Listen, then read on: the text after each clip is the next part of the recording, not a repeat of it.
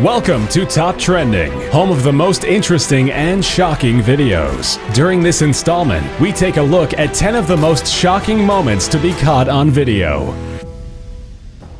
In Japan, on March 11, 2011, an undersea megathrust earthquake would rumble off the coast of Japan. The devastating tsunami that would ensue seemed that of a Hollywood disaster movie. CNN, as well as some locals, would capture the harrowing destruction, and it wasn't easy to watch. Monstrous waves reaching heights of up to 40.5 meters turned numerous towns into underwater graveyards. Rushing water crashed into everything in its path, leaving nothing but devastation. Cars, roadways, homes, it didn't matter. The destruction left in the tsunami's wake was insurmountable. This tragic event would claim the lives of over 13,000 people and result in a total of 28 trillion yen, or 240 billion US dollars, in damages. These sums would make this the highest costing natural disaster in history.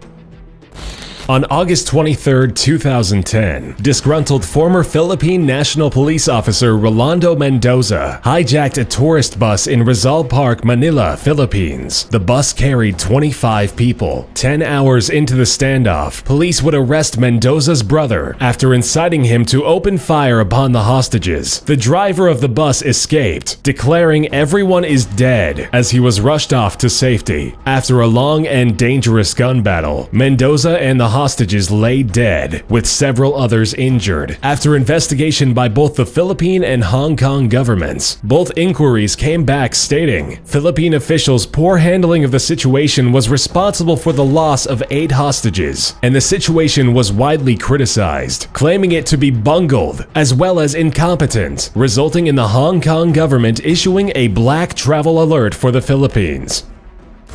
September 11, 2001, New York City. 2 hijacked Boeing 767 passenger planes were sent crashing into the north and south towers of the World Trade Center complex. Both towers would fall within an hour and a half, and even though countless people in the streets witnessed the strikes, few would think to capture them on video, with only one man, documentary filmmaker Jules Naudet, capturing the only known footage of the initial impact start to finish. This disaster would come to cause 6,000 non-fatal injuries and 2,996 deaths, in which 2,977 were victims and 19 were hijackers.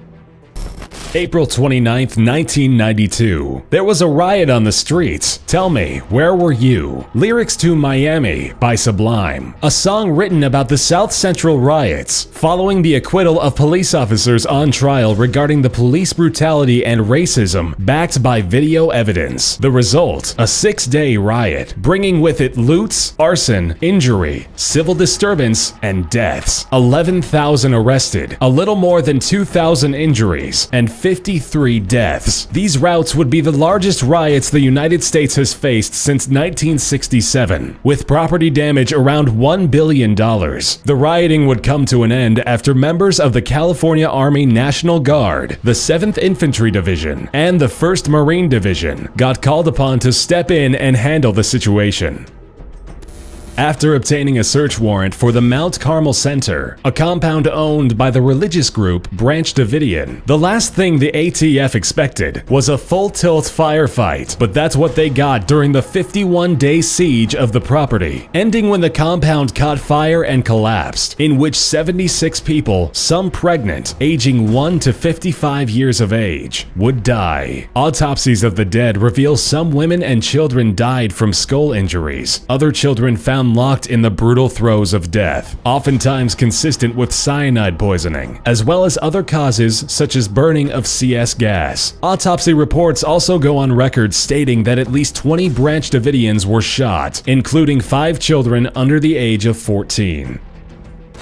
On November 22, 1963, John F. Kennedy, his wife Jacqueline Kennedy, Texas Governor John Connally, and his wife Nellie traveled in a motorcade in the presidential limousine, heading for a meeting with Democratic Party members. President Kennedy would only make it as far as Dealey Plaza, Dallas, Texas. There, President Kennedy would receive 2 gunshots, one to the back and the other in the head. Lee Harvey Oswald would be arrested shortly after as the suspected assassin. Simpson, and after a 10-month investigation by the Warren Commission, a conclusion would be reached, in which it is said Lee Harvey Oswald acted alone in the shooting of Kennedy. This assassination by shooting would mark the fourth successful assassination attempt of an American president.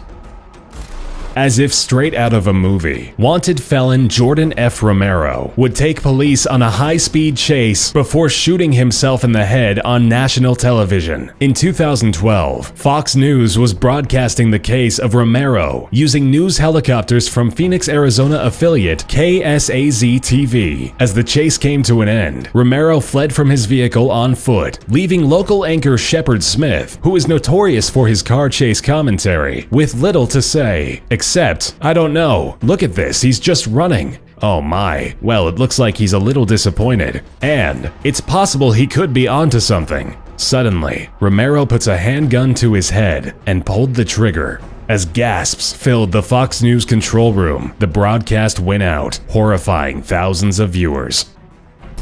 On January 8, 1986, American shuttle orbiter the Challenger launched, despite the warning of cold temperatures. Then, 73 seconds after takeoff, the shuttle broke apart and exploded into a plume of smoke and fire, killing the 7 crew members inside. This tragedy was viewed by millions, who watched awestruck with disbelief as the burning wreckage fell into the Atlantic Ocean. In addition to the already shocking and unfortunate impact, was the death of Krista McAuliffe, a civilian high school teacher who was on board the Challenger. She'd earned a spot through NASA's Teacher in Space program. The tragedy would cause a 2-year hiatus of all NASA operations. Flights wouldn't resume again until September of 1988.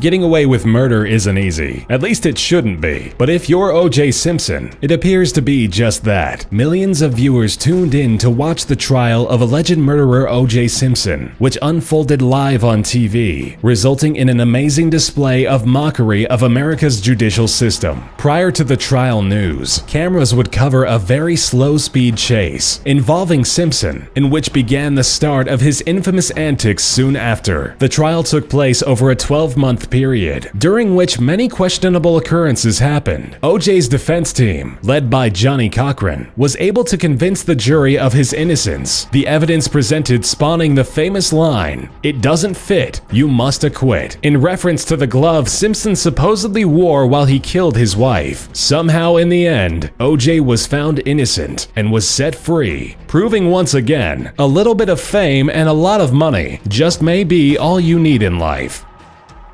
As the Hindenburg, a flying dirigible, took off on a routine flight May 3, 1937, none would expect it to be making its final voyage. The ship left the Frankfurt airfield carrying 36 passengers and 61 officers, crew members, and trainees. As the Hindenburg ran its course, all was according to plan, until hydrogen gas had inexplicably been leaked into the ventilation shafts. During the German aircraft docking procedures at a docking station located in Lakehurst, New Jersey, the gas would ignite, causing the ship to explode, killing 35 people, with a miraculous 62 individuals surviving, but never forgetting this horrific, scarring experience.